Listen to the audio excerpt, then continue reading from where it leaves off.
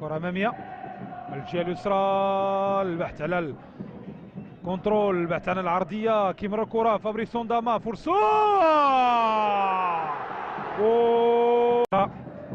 من جديد كيرفع كرة عالية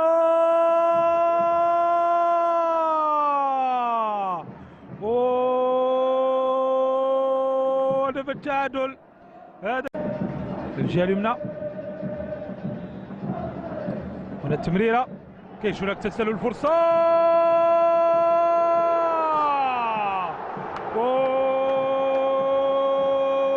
جزاء، لأن هنا تسديدة من بعيد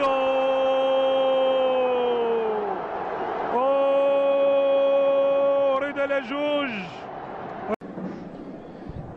تلعبت كرة بسرعة، فرصة الجهة اليمنى، حسني كيسدد